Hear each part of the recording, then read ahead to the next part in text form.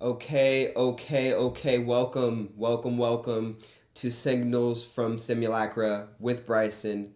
I'm Bryson, and I'm just going to be talking about some of the things on my mind from week to week regarding our current reality of nature that is this late stage capitalist hell. But it's going to be a good ride, and I think it's going to be a good show. So the format of this show is going to go. I'm just going to really just share my screen and have images, links, and different books and different videos that I think are going to be relevant to the theme of the show and some of my thoughts on what is happening in the world. So I'll try to get this show out weekly. I'm going to try to keep it to an hour. I probably will rant and ramble and go longer than an hour. And with that, let's start the show. First, we need to do some house cleaning. I'm a Bitcoin advocate, so I have to tell you what Bitcoin's sitting at right now for April 4th, 2026. We have a price of Bitcoin of $67,000. Market cap is $1.3 trillion. $67,000 Bitcoin. Make sure you're buying some Bitcoin. It's going to go back up, especially because of things we're going to talk about in the show today. So I hope everyone enjoys the show ahead. Like, subscribe, support the channel, send to your friends, and let's get into it. So the title of today's episode is Fall of Empire, and I titled that today's episode because I really do think, and there's all of the signals and signs that we are in the end of this unipolar moment that has been the United States of America's hold on the global economy, the global culture, and just the global reality. But every empire comes to its end, and it happens around the 200, 300 year mark. That's the average lifespan of a empire. And coincidentally, this year, 2026, is the United States of America's 250th anniversary. So, it seems like we're nearing the end. And there's a lot of signs that that is what is occurring. And so today's episode is titled aptly, The Fall of Empire. So the fall of empire. When we're thinking about fall of empire, we got to think about how empires usually collapse. And there's many different ways, and the theme of today's episode is how gerontocracy erodes the youth. So fall of an empire. We have to think about why empires fall, and there's many reasons, but one glaring one that we can see is very evident in American society is the gerontocracy. And so that's the theme of today's episode. Gerontocracy erodes the youth. It really does. The old not giving up their power, their influence. And it's not a bad thing if they don't want to give up their power and their influence. But when you use that power and influence and you've been able to sequester all of the capital and resources in your favor because of free money printing and a Ponzi scheme of a economic system, and you use all of that influence to enact terror on people who don't have as much money, who are younger, then that makes you part of the problem and the gerontocracy. And essentially, the American government and American economy is a gerontocracy, where the average age of our Congress member is 70 years old, 65, 70 years old. And not to be morbid, but these people can't possibly be making decisions that will benefit everyone 30, 40, and 50 years from now. Because if you're in Congress and you're 75, you're not going to have 40 years in the future. I have 40 years in the future. I'm in my 20s. So I'll be around in 40 years. If I was 70, I wouldn't really be around probably in 40 years unless some of these billionaires who want to use AI to solve their immortality woes can help it. But in general, you have no incentive to make things better for the future because you're not going to be around for the future. And that's where the gerontocracy is created. Chapter 1 is free money, a spoiled generation. So there's no really better way to say it, but the American government, the economy is a Ponzi scheme. It's a Ponzi scheme built on petrodollars. And petrodollars are essentially just a name for the global economic reality that we have today, where the USD, the United States dollar, is the global reserve currency, and that currency is really only, and oil is really only bought in US dollars. It's why the Strait of Hormuz is so important to changing and altering the nature of the global reality right now. But as it stands, it's a global economic Ponzi scheme that is fueled by petrodollars. And we didn't always used to have this system. We used to have a way better system. Many empires before have had better systems. All empires pretty much have had problems with money printing since there were paper currencies invented. Famously, the Mongols had a lot of problem with money printing. At the beginning of the Mongol Empire, they used a lot of silver, and they had a silver-backed currency. And then, obviously, over the expansion of their military conquests and over time, and more troops being needed, more resources being needed, well, where do we get this stuff? Oh, we don't have it, we'll just print the money. Back then, it wasn't printing money, it was just issuing more paper. But it's the same exact premise. You are printing more money, but the resources are staying the same.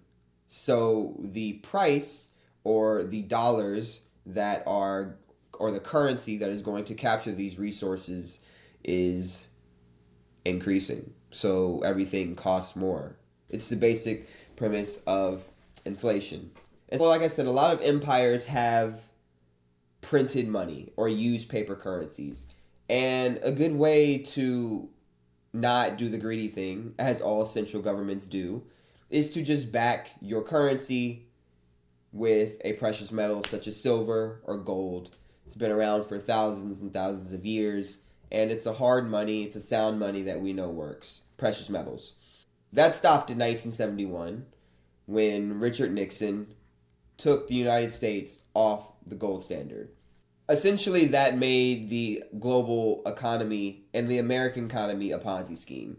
Once it was not backed by gold, coming out of the Bretton Woods Agreement in the 40s, right after World War II, where the world pretty much agreed, or the United Nations agreed, that, I think it was the League of Nations back then, the League of Nations agreed, hey, United States, you're the global hegemon, that's cool, Europe is destroyed, everything's destroyed, you can have the world's reserve currency. And as long as it's backed by gold, as long as your currency is pegged to gold. Obviously, that was a terrible decision by the rest of the world, as the U.S. has never really been one to keep its agreements. As the natives and many other different agreements that they've just made in the moment and then gone back on like months later. But almost immediately, the U.S. started printing money because it was like, well, we have the world reserves currency. All we're doing is taxing the world is essentially what you're doing by printing the money. And you, all of you who are transacting in US dollars, have to take the brunt of this tax. And immediately the French were not happy about that. They sent their navy to come get their gold that all of the nations had compiled their gold together to put it in Fort Knox so that the global economy could be pegged to the US dollar with all this gold. And the U.S. sent the French home. So they were like, you're not coming to get this. And, all right, start another war. It was just after World War II. France is destroyed. You don't have the political willpower or the military might or the resources, economic resources to get your gold back. So basically, the U.S. was able to start its reign as the global hegemon that was able to just be the world's money printer and do whatever it wants. And that's where petrodollars comes in. Because it's one thing for your currency to be backed by gold. And yes, you're printing money. You're printing more money than you have gold. You're over leveraging your convertibility for your currency to gold. But there is a limit. There is a limit to that, to what you can do so you don't destroy the system. And so instead of pegging my currency to gold, well, I want to peg my currency to petrodollars. Because this uniquely allows me to then tax everyone on the planet. Because everyone on the planet needs oil. Not everybody on the planet necessarily needs gold. Gold is a great store of value. People use it as ornamental pieces. But mostly it's a store of value. And when things are a store of value, unlike Bitcoin, Bitcoin's a store of value right now and it's giving us a lot of returns. But that's because Bitcoin is an emerging asset. Gold has been around for thousands of years. And the recent spike in gold prices is definitely evident of the need to use and hold gold for the long term. But in terms of looking to gold to get growth out of, people don't normally do that. And so what is something, a resource, that everyone uses that I can now get a tax off of your use of that resource? It's oil. And that's where we get the quite possibly largest case of collusion between two foreign governments that we've seen in modern history, which is the collusion between the Saudi Arabians and the Americans in the 70s.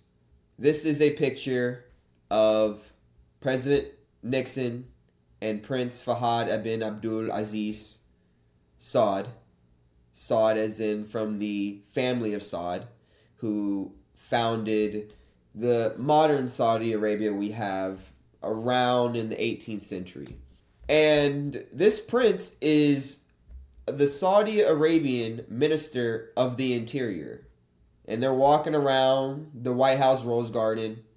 Henry Kissinger is here. We'll do a deep dive on Henry Kissinger in another video, but just know that Henry Kissinger is it's like a Oliver North, it's like a Dick Cheney level diplomat in the U.S. It's just like pure grift, pure greed. How can I make the most money for me? Probably hints of white supremacy. We'll get to Henry Kissinger later. But as you can see, they're just laughing it up. Ha ha. On the Rose Garden. And that brings me to economic hitmen and the concept of an economic hitman. And I recently read a really interesting book by John Perkins called Confessions of an Economic Hitman. And in the book, John Perkins lays out the idea of an economic hitman, seeing as the fact that according to him, he was an economic hitman for a large part of his life, recruited by the NSA, worked at private label companies that had private label finances, and he was an economic hitman through the late 60s, the 70s, and into the 80s. And he describes the economic hitman as a person, agent, entity, group of people that go into other countries, and the sole purpose is to extract wealth, resources, knowledge, value of all sorts out of that country and extract it back to the host country, in this case being the United States of America. And in the book, he talks about how, and in the book, he mentions how there are hundreds of economic hitmen and women that are doing exactly what the title of the agent is called. Agent suggests an economic hitman. And then he also tells us in the book that when the people like him, the economic hitmen, are not able to enact the wants and the needs of the empire, then the actual hitmen come in and they offer final solutions. And this book is very interesting because it really gives us a sneak peek, a deep dive into the inner workings of collusion on a mass governmental scale. And I want to go through just a couple of passages he talks about in this book that will really drive home the level of collusion that was happening between the Saudi Arabian government and the United States government during the 70s, right after the oil embargo of the early 70s, and how this implemented the current petrodollar Ponzi scheme of a global economy that we have now. So let me read a little bit of it. So he begins, almost immediately after the embargo ended, Washington began negotiating with the Saudis, offering them technical support, military hardware, and training, and an opportunity to bring their nation into the 20th century. In exchange for petrodollars, and most important, assurances that there would be never again be another oil embargo.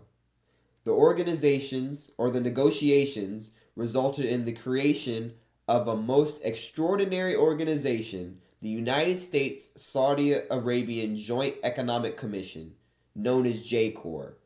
It embodied an innovative concept that was the opposite of traditional foreign aid programs.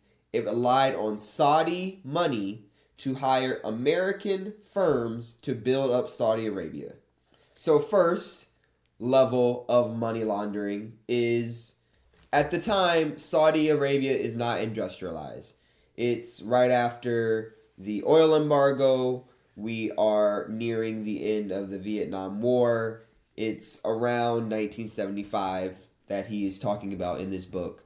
And Saudi Arabia is not industrialized because it's a desert. And that entire region is a desert. Kuwait, Saudi Arabia, the UAE, Qatar.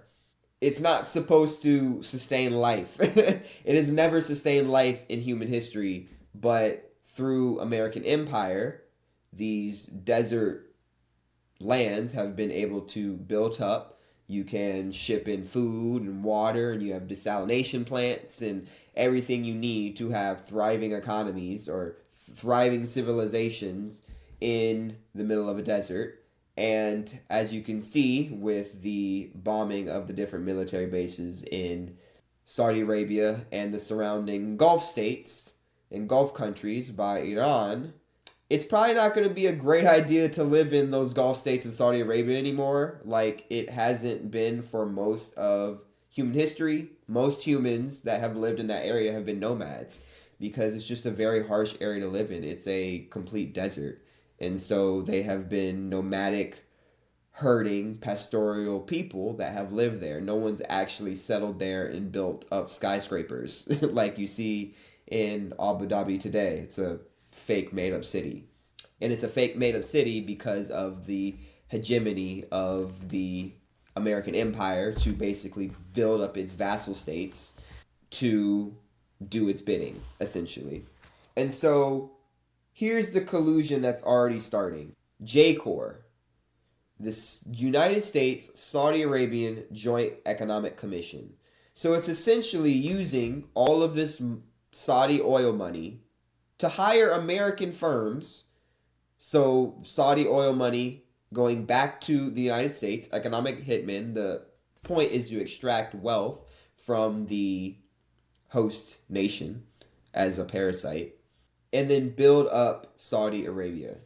All right, so that's the first passage we'll talk about. The next passage we'll talk about, and then on the very next page of this book, he describes exactly his task in detail as an economic hitman of the global empire, which is United States of America.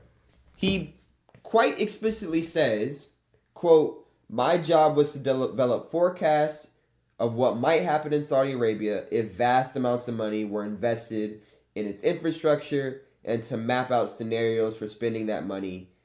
In short, I was asked to apply as much creativity as I could to justifying the infusions of hundreds of millions of dollars into the Saudi Arabian economy under conditions that would include U.S. engineering and construction companies. I was told to do this on my own, not rely on my staff, and I was sequestered in a small conference room several floors above the one where my department was located.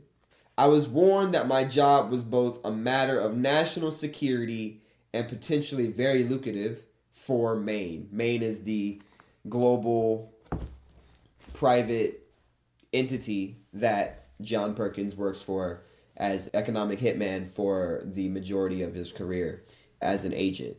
And so he quite plainly says what his job is to do. It's to not make actual sound engineering suggestions and construction suggestions to try to genuinely industrialize Saudi Arabia.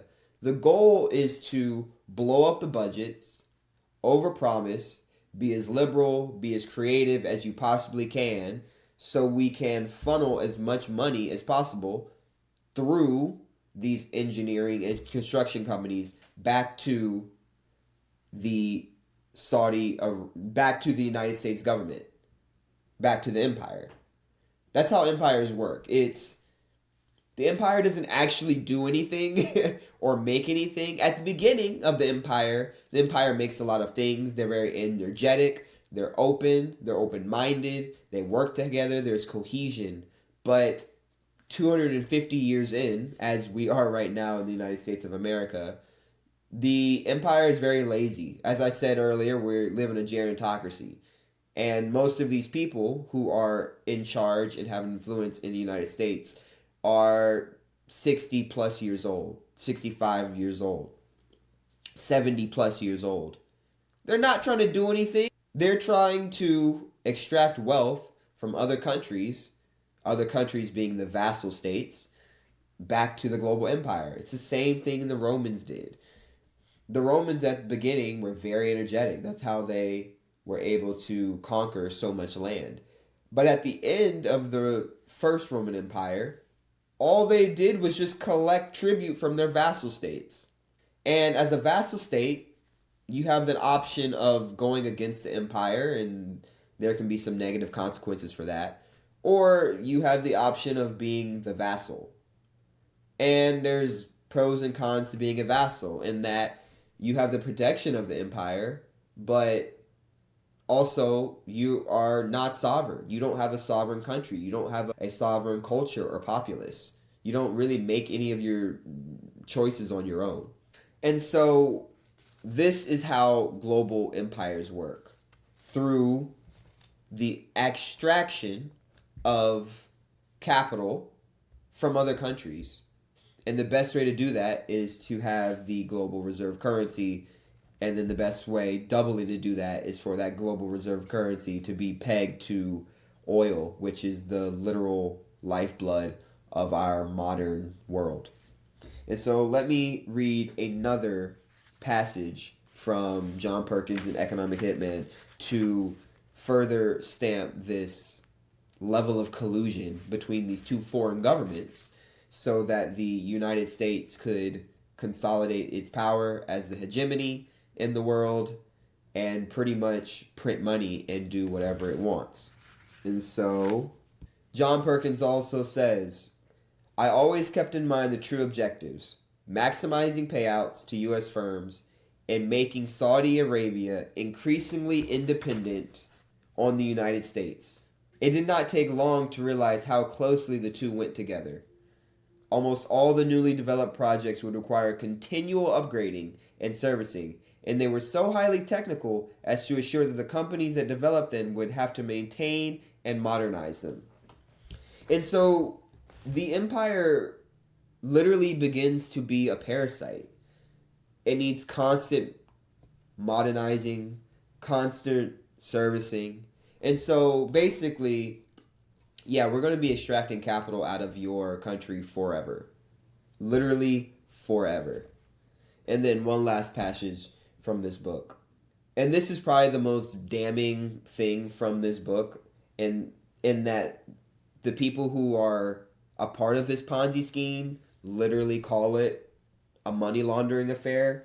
John Perkins says, since we had no official name for this project, which was still in research and development phase, and was not yet a part of J-Corps, we referred to it only, and with hushed voices as Sam. Ostensibly, this stood for Saudi Arabian money laundering affair, but it was also a tongue-in-cheek play on words. The kingdom's central bank was called the Saudi Arabian Monetary Agency, and so the elites of Saudi Arabia and the elites of the United States of America are both in on this money laundering Ponzi scheme to create the global reality that we see today. And that is exactly why Iran is challenging this global reality, because y'all are colluding. You have, on this hand, you have the world's reserve currency. You're the world's money printer. Every time you print money, it's a taxation not only on your people, but on billions of people. And we know that the people who print the money, if you're closer to the money printer, then you have access to that money first, which would be Wall Street, the banks, and so and so. And then on the Saudi Arabian side, you have these vast amounts of oil, and oil is the lifeblood of the entire world. But you're only selling this oil in US dollars that are being printed. It's almost like, it's kind of cheating in a way that you couldn't cheat with gold. You can create more oil by not actually creating more oil, by having the US dollar being pegged to oil and you being able to just print more money. You're basically printing more oil in a sense, especially if you can use that oil money and go invest it into the American stock market like the Gulf countries are doing. And we know that the American stock market is another Ponzi scheme where 10 companies, I don't know, maybe I could be a little bit more generous. 15 companies are actually making money, but no one else is making money. No one else is actually holding up the economy like Nvidia, Apple, Microsoft, Google, Meta, etc. I'm kind of going. And so that lays out the global economic economy and global reality that we have today. And this was only made worse when the Soviet Union fell in the early 90s, and that really solidified the United States as the global empire, and there was really no rival. And if the U.S. really didn't get greedy, if the elites of the U.S. didn't get greedy and go into Iraq and Afghanistan and pretty much destroy the empire, in my opinion, that was the last straw. America would be in a pretty good shape right now. Instead of declining, all empires decline, but they could have at least delayed the decline. But no, the war on terror, they decided to spend lots of money in another money laundering scheme, as we'll get to later. And so, global reserve currency being the US dollar, and the oil, which is the lifeblood of everything we have pretty much in modern times, being only able to be bought and sold in US dollars, creates a interesting global reality for everyone. So next I'm going to show a very interesting image that Professor Zhang, everybody knows Professor Zhang, recently talked about in some of his game theory lectures. And I really took to this image because I think it's a really good visual representation of the extraction of global empire and exactly who are the players and how it works. And so if we go down here, I recreated the image from one of his lectures. So this is Professor Zhang's work. I don't know if he got it from someone else, but this is definitely not my work. I didn't create this. And so, as we can see, in the middle, at the very base, we have the empire. And the thing I like about this visual image also is that all of these points are interchangeable based on the society that you're living in. But in 2026, the current global economic makeup is that the United States of America has the global empire, is the global hegemony. Cool. And so you have empire at the very center. And then you have the game masters. And then you have global empire. And basically, Professor Zhang reasons that the game masters are the elites, the people who are rigging the game, the people who have access to the Federal Reserve, the people who are funding the empire. Because that's how empires work. Empires borrow money from the elites, from transnational capitalists, which makes the empire in debt to the transnational capitalist, and then the empire uses that money to go and do whatever they want with it. And so this makes up the global empire, with the United States dollar, the USD, being the glue that holds together this global empire.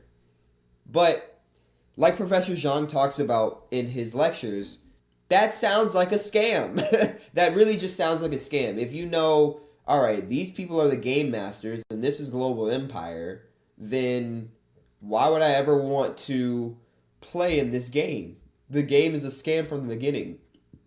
And so you have to create abstraction from the global empire to make it seem like all of the ways, or your luck of the draw in this game, and your status in life is your fault. And so, as you can see, this abstraction goes upward. You have this rules-based order, which are organizations like the World Trade Organization, World Health Organization, NATO, things like that. The rules-based order. You have to have the illusion that everything is according to rules. People play by the rules. Don't worry. You live in a meritocracy.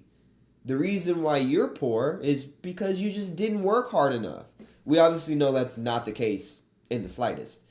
But to control people, you have to make them think that they live in a rules-based order. And on top of this rules-based order, you need parameters that will enforce these rules.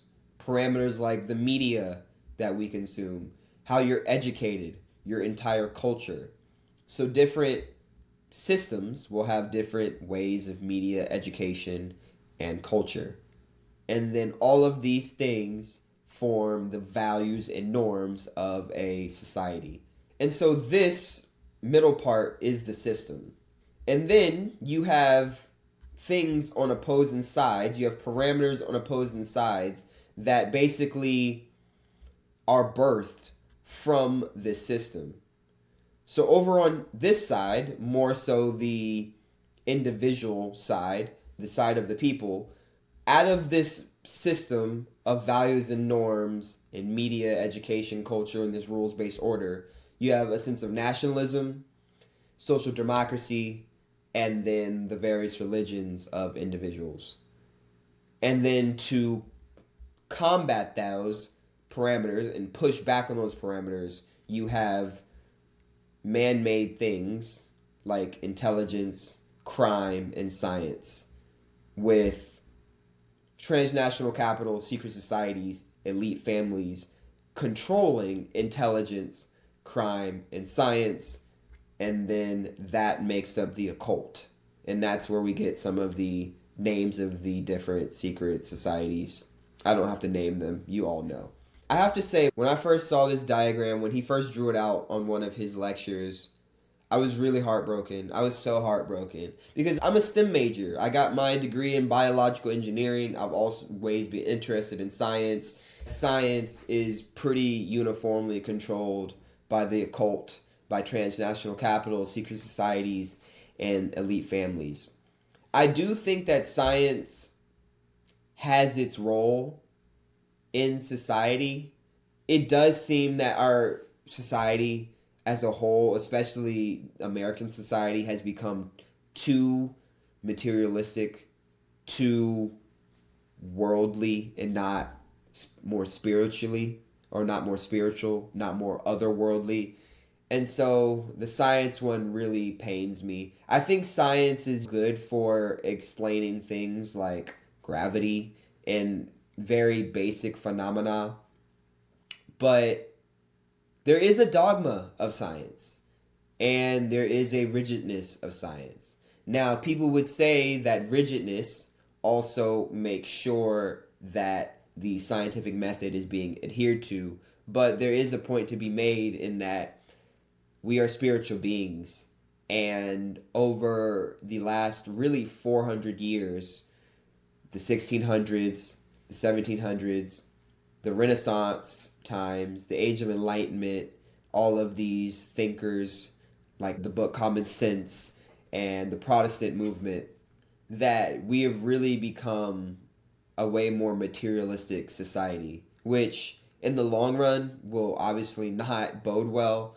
And I agree with Professor Zhang, and I think that we will have to adopt a more spiritual Mother Earth, Great Gaia, Mother Goddess way of living if we want to survive. So this is the current global makeup of the world. And what Iran is doing is they're trying to change this box right here, the global empire.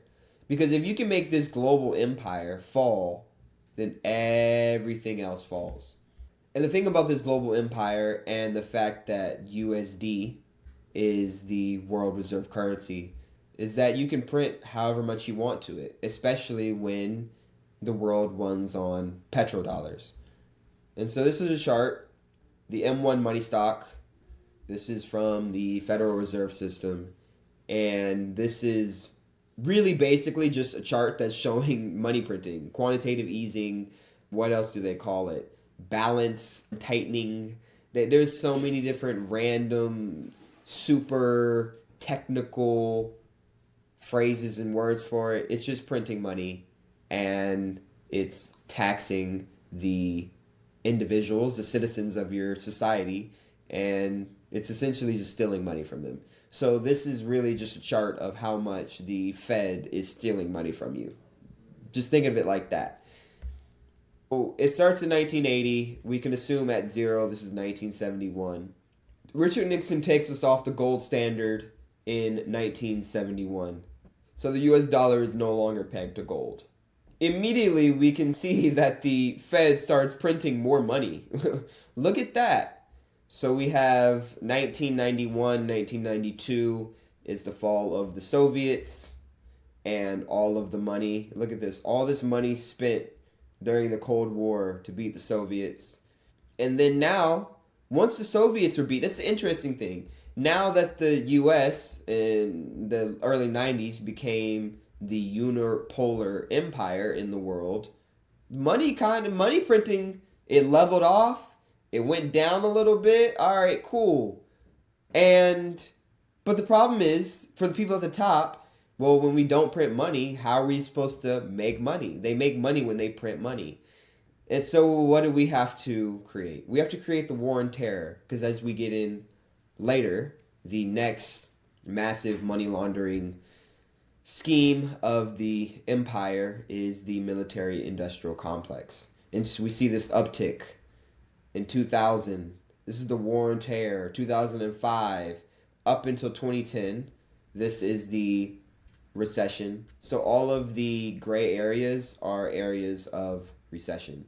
And then after the Great Recession, instead of holding the banks accountable for lending out these subprime mortgages, what do? They print more money, because when they print more money, they make more money. It screws you, but you're not close to the money printer, so who really cares about you, right?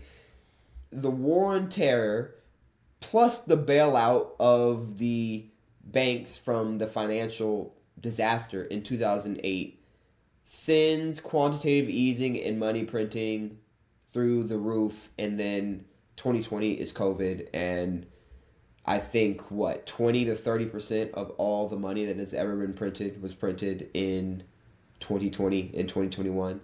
So the reason why everything costs more is this chart. It's literally this chart. We could have not depegged from the gold standard, and this chart would look way differently. Your wages would be higher, inflation wouldn't be as high, the price of houses wouldn't be expensive. It's really a problem of the United States government just basically being a global Ponzi scheme with the ability to print money and give it to whoever they want to do whatever things that the empire sees fit. And so this is a chart of the government stealing your money away. And that brings us to chapter 2 of Gerontocracy Erodes the Youth. Cheap houses. So free money, you're able to print as much as you want, and that allows you to buy up a bunch of assets and capital and resources for the cheap. And that leads to those memes of your boomer uncle or your boomer grandma saying, "Oh, I bought my house in 19 whatever for $20,000, and now their house is worth $1.3 million and it's a 3-bedroom. So cheap houses. This is another chart from the U.S. Census Bureau, U.S. Department of Housing and Urban Development. And it is a chart of home prices through today from 1965. And this chart is pretty insane, if I'm going to be completely honest. This chart is absolutely sane. Again, all of the gray points are points of recession. But as you can see, what happened after the 2008 financial crisis? Oh, we print more money, and so houses go back up. Let's go to where Nixon, from earlier in this show, depegs the US dollar from gold. 1971. Oh, look at that. So this line, it's going upwards, but it's not going up a crazy amount. It's a linear line, but it's not a steep linear line. Actually dips a little bit in the early 70s. That is the recession of the early 70s, the oil embargo and stuff. And 1971 is right here. And look at that. We start printing money. And look what happens immediately. The prices of houses goes up, starts to go up. And that's because when you print money, assets inflate away. Because everything inflates when you print money. And so assets inflate. And immediately we can see by 1990, home prices have jumped from in 1965 being at, if this is $50,000, this would be about $20,000 to $150,000 in the span of 20 years of money printing. And then the amount of money printing that starts to happen after the Russians, or after the Soviet Union falls in the early 90s, up into the great financial crash, is absolutely insane. There's another doubling, 150 to 300K. So what we're seeing is, due to money printing, the prices of homes are doubling pretty much every 20 years. And so when people that are my age are complaining that no one can afford a house, I don't think you can just say that it's because of avocado toast and because you got a liberal arts degree. You're just buying too much avocado toast, and that liberal arts degree is making it so you can't buy a house. Or it might be the fact that y'all have been printing money since 1971 and colluding with other governments to just funnel more money back to the elites. That could be the reason why people my age can't afford anything and feel somewhat hopeless. And so let's keep going. Here is the average sales price of houses sold in the United States an absolutely gross, insane chart. It doesn't really, to me, make economic sense at this point to even buy a house and get in a 15 to 30-year mortgage. I feel like I could just rent and buy Bitcoin instead. And look at that. That leads to 70 plus year olds holding $13 trillion of real estate wealth. More than anybody, more than any age group in the United States of America. And even just looking at this chart, they don't even have a parameter for for my age. For people under, it just says under 40. Under 40, you're done for. You're cooked. And so I can't imagine if you're under 35 or under 30, you're done for. Look at this. The majority of real estate wealth is held in people who are 55 years or older. And not to be morbid, but like those people just don't have more time on this planet. Yeah, if you're 55, you got a good 30 years. But if you're 70 and the 70-year-olds are sitting on $13 trillion worth of real estate, is that going to be transferred down to the millennial children? I don't know. Maybe it will. We know a lot of boomers are talking about, oh, my children are not going to get none of my money. I worked hard for it. You worked really hard while the U.S. government printed a ridiculous amount of money and waged wars everywhere and extracted all of those countries' resources and wealth back to your country to build up the American middle class. And then you basically kick the ladder down below you. But yeah, you worked super hard to gain $13 trillion of real estate wealth. This is a theme we're putting together in terms of, we're putting a theme together to show that gerontocracy erodes the youth of a nation. Money printing, they're hoarding all the wealth. Money printing, they're holding all the wealth. How do you get a leg up in a system where the people who are oldest control all of the access to resources? Well, you have to get a new system. And I think that Bitcoin will be a definite wrench in the current system we have now. Also, as we'll talk about in chapter 3, Iran, in the war between Israel, United States, and Iran, is going to change the nature of this global reality. So let's get into chapter 3. And chapter 3 is about the second way, or, I mean, there's been multiple ways, but the second largest way in my lifetime, probably the largest way in my lifetime, that the U.S. shows that it's a global Ponzi scheme of an economy. And that's through forever war and our military-industrial complex. Now, I'm sure all of you have heard about the military-industrial complex.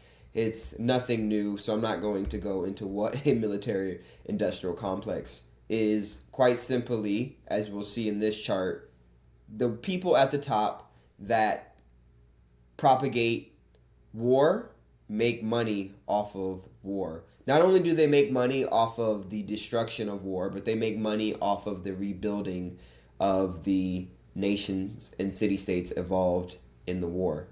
And so chapter 3 of Gerontocracy Erodes the Youth is the concept of forever wars. So this is a chart of the U.S. military budget.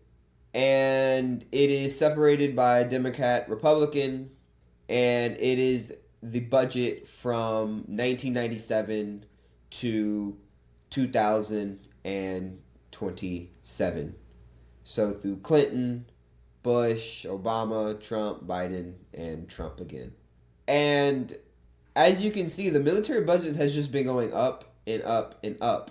That M1 money supply chart that we looked at earlier is essentially this. We saw during the War on Terror, starting in 2001, the 2000s, absolutely balloon the U.S. military budget to heights that we've never seen before. which obviously led to the great financial crisis in 2008, where, as you can see, our military budget went down a little bit. We did come out of some conflicts during the Obama years, but not really, because he was the drone war president, and I don't know how many civilians that Obama killed with drones, but don't think that Obama was a peacetime president. We were still doing American empire things and killing civilians under Obama. So slight downtick. We uptick again during the Trump years. And then quite recently, which I think is just an absolute... It should really call for the removal of this regime, is the proposed $1.5 trillion budget. It's a 50% increase than what it is now. Right now we're spending about $1 trillion a year on our military budget. That is way more than all of our allies combined, so that's great. $1.5 trillion. And so we'll come down a little bit. So this is our U.S. military budget. I have it titled Money Laundering Scheme. We're going to get into this for a second. So just keep that in mind. We go down here. We see, okay, so this is off of this $1 trillion a year military budget that we're seeing. The United States spends more in defense the next 9 countries combined. Okay, so if you want to say that China and Russia are the enemies of the United States, I would argue that China and the United States are very interdependent on each other, and it's a false dialectic to think that they are enemies. It's all theater. China and the U.S. are very interdependent on each other, and I don't think China and the U.S. would actually go to straight up war. I think they would continue to do war through proxies like Venezuela, Iran, and so on. Even if you take the premise that China and Russia are enemies of the United States, let's just take that premise. All of these other countries are your allies. India, Saudi Arabia, United Kingdom, Germany, Ukraine, France, Japan. And so right here is about, I would say, a little bit, that's maybe about the halfway mark. It's a little bit over half. So you're essentially telling me you're spending $1 trillion on your military every year, and that's more money combined than the next 9 countries, and 7 of those countries are your allies, but you need to spend that much money, and you're asking for more money to send and to spend in Iran. It's almost like the people at the top who send our soldiers to war make money from military spending. And how is military spending justified? You have to constantly be in war. If the United States wasn't in war, then the economy would collapse. We are completely dependent on our military industrial complex. It's one of the pillars of the U.S. economy, like the Wall Street finance pillar and then the new tech pillar.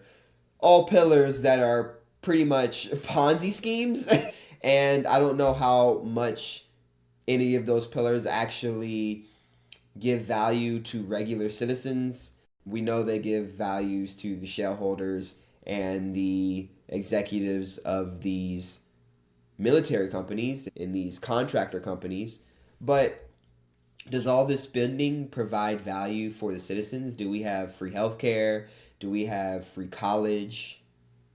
Do we have free daycare? No, we don't have any of those things. But they have money to spend on war, and they have more money to spend on the military than 7 of our closest allies combined.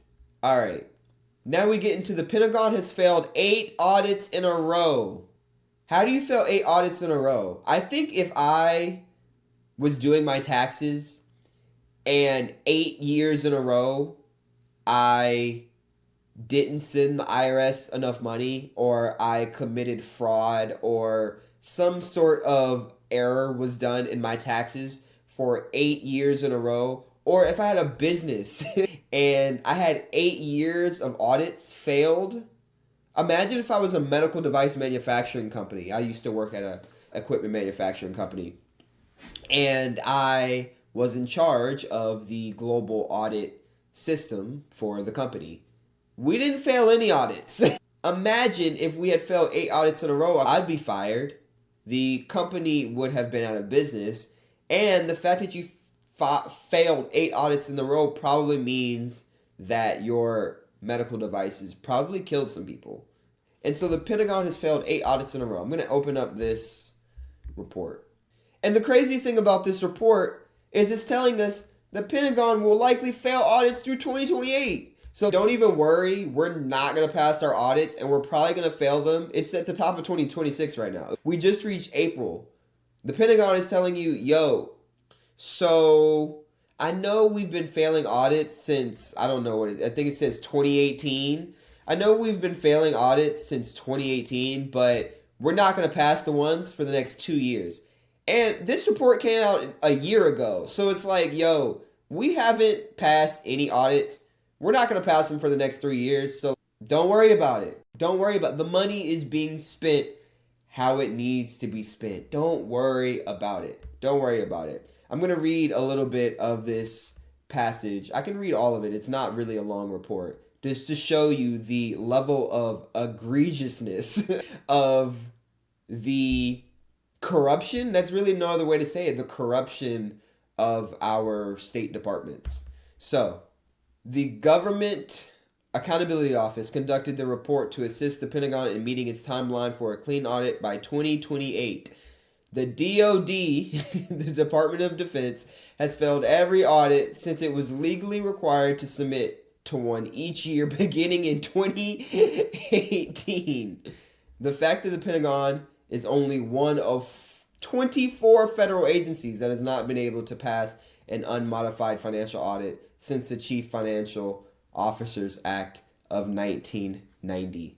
That's kind of insane that you're only one of 4 federal agencies to not be able to pass an audit, and you haven't passed an audit since 2018, and you're telling the auditors that you don't plan to pass an audit until 2028. And we know that's a lie because December 2028, oh, that happens to be the year that there's an election again. Okay, so you'll pass the audit by the time the next election is? Okay.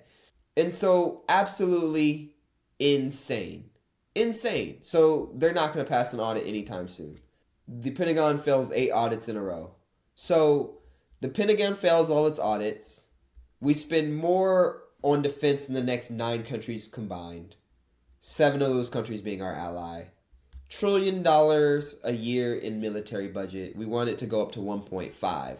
It almost sounds like, and according to John Perkins in Confessions of an Economic Hitman, it almost sounds like the empire constantly goes to war because war is very lucrative for the people that are scheming and controlling the war, and they're laundering money through the war and funneling it back to private bank accounts for themselves. And we know transnational capital does this. We know that the Wall Street, we know that the Americans were funding the Bolshevik Revolution in the early 1900s.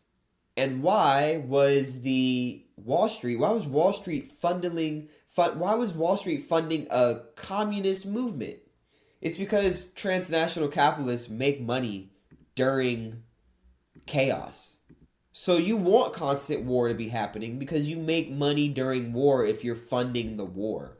War is good. They say, what's the song? Good war. What is it good for? War is good for the person who's funding the war. War is good for the companies and the contractors and the firms that are going and rebuilding the infrastructure after the war. That's who it's good for. And so this is a money laundering scheme. All right, next. Free money printing, wars of aggression, taxation on the global economy through money printing. You're basically making sure that people distrust the US dollar. Peter Schiff talks about this.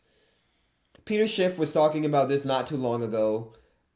When people do not trust the US dollar, they don't want to hold the US dollar anymore. Why would I hold your dollar? Why would I use your dollar if you're just able to constantly print the money? You can just print. So I'm holding my wealth, my energy in US treasuries that you are then printing. So not only are you stealing the money of regular, American citizens, but if I'm a country and I'm holding all of my reserves in US treasuries, then my reserves are being inflated away. My reserves are being literally stolen. I would much rather hold those reserves in Bitcoin, an asset that's not going to be created more of, that's not going to just lead to the stealing of my purchasing power, that's going to hold purchasing power over the long run, or gold that has a track record of thousands of years of constantly being used as a hard currency, no matter the chaos of the economic or the political or geopolitical times. And so let's look at Peter Schiff talk about how China is now gradually weaning themselves off the US dollar. This is very interesting. The policies of the Biden administration have damaged the faith in the dollar. I suppose to that I should ask you why it's been so slow. I mean, some could criticize the BRICS agreements about not acting faster in a time when the United States was trying to sanction so much of the world. Why does it take so long for China to unwind its bond investments? And why does it take so long for other countries to unwind it? And is that because actually the dollar is still pretty useful, even in the short to medium term? Yeah, I mean, the dollar is still being used to settle a lot of global transactions. So I'm sure the Chinese are using the dollar, but they are gradually weaning themselves off of the dollar. That's why, if you look at their holdings of U.S. Treasuries, they've actually gone down a bit over the years. But not much. Despite the fact that we've issued a tremendous... Not that much, despite the rhetoric. Yeah, but... Right. But if you look at all the new treasuries that we've issued over the years, the fact that the Chinese haven't bought any of them is a big deal because they used to be a main buyer of these assets. So Peter Schiff is saying that China is not only gradually weaning themselves off of the US dollar, but they're not buying any of the new treasuries that have been issued. What is China doing? We know China has pretty much cornered the precious metals market.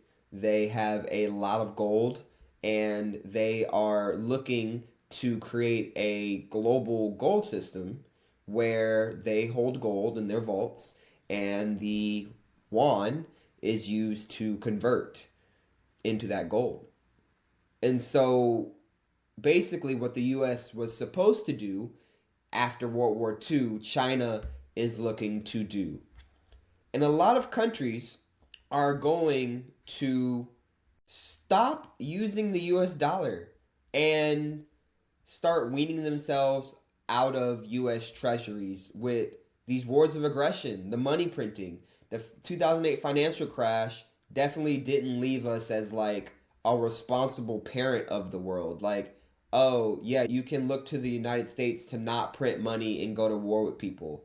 Well, printing money and going to war with people is how the elites of the American government make money. So that's what they have to do. And that brings us to Iran. So I think this is probably the best map of Iran that really shows how ridiculous of a mission this and of a war this will be. I mean, just look at this terrain. So this down here is the Strait of Hormuz. Everybody knows where that is.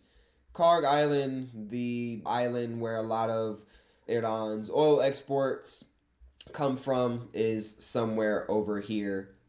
As you can see, where are you supposed to invade this country? You can't invade from the north. There's mountains all over here. And these mountains cascade down to the south down here. And Pakistan being to the right. Where are you supposed to where are you supposed to invade?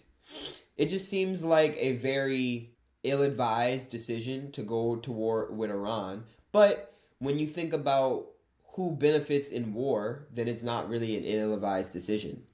It makes sense. You want to do ground troops because you want this war to escalate. Because when the war escalates, you will make more money. And these wars of aggression, like I'm talking about, and these wars of aggression, the constant military campaigns lead to distrust in the US dollar. And we have seen that Iran has the Strait of Hormuz closed, but is allowing vessels in that pay in yuan, that pay in Chinese currency.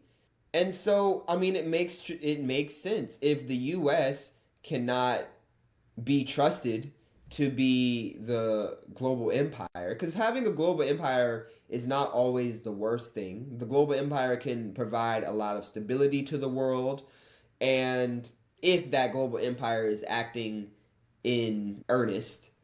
But as it's not, people are like, well, why am I interacting? Why am I buying things, selling things in the US dollar? The yuan seems to be way more stable. China isn't printing money out of nowhere. They have not a lot of national debt. They seem to be very financially responsible, especially with how their economy is made up, how it goes from local government to national government, and all of the local entities are incentivized to compete against each other to have the best local civilization and environment, and they're rewarded. You're not rewarded when your populace is undereducated or is not making money or has poor health outcomes. And so with Iran accepting yuan, we come to the global economy and reality is changing.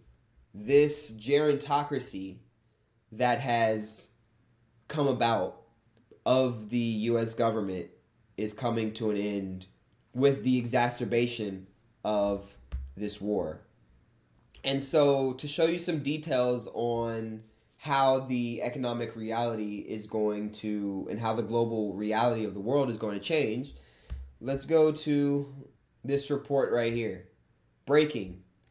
The IRGC is now charging tolls with rates starting at $1 per barrel of oil on ships passing through the Strait of Hormuz paid in Chinese yuan or stablecoins. Stablecoins is very interesting. That's super interesting. Larry Fink was just on, well, he wasn't just on, but Larry Fink was on CNBC not too long ago, and he was discussing how Wall Street is basically moving to tokenizing all assets. Chinese yuan or stablecoins. To process includes to pass, ship operators must first contract an intermediary company linked to the IRGC. They provide their vessel's own ownership, flag, cargo manifest, etc. The intermediary then passes the file on to the IRGC's Navy for background checks, and then Iran has a ranking system of 1 to 5 for nations, with ships from countries that are seen as friendly more likely to get better terms. So this is going to be a toll, pretty much. One of the major trading hubs of the world now having a toll. And that toll is going to generate trillions of dollars for Iran. And those trillions of dollars are going to go from these Gulf states to Iran. Iran has destroyed a lot of the military infrastructure and American bases in Saudi Arabia and the Gulf states. And a removal of the United States from the West Asia would be a major blow to the American economy, as we know that a major way that the empire makes money is through money laundering. And a good way to money launder is to have naval bases and military bases in other countries. And those countries give you tribute for basically safe haven to protect them. And as we can see, the U.S. is still not protecting their allies in this war. And so the global economy is going to change. The reality is going to change. But the problem is, I think this is going to be very slow, because we are in a gerontocracy, and Healthcare is getting better. Medical devices are getting better. Lifespans are increasing. And I don't really see our geriatric overlords kicking the bucket anytime soon. So this is really going to be a fight for what they perceive as the tried and true America, the America of their youth and their adulthood, when there's free money everywhere and free houses and forever war.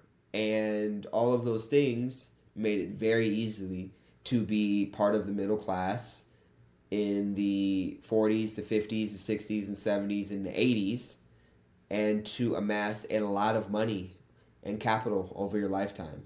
And in general, I do think this will be the fall of the empire. This will be one of the many reasons that the American empire as it is right now will not look the same over the coming years.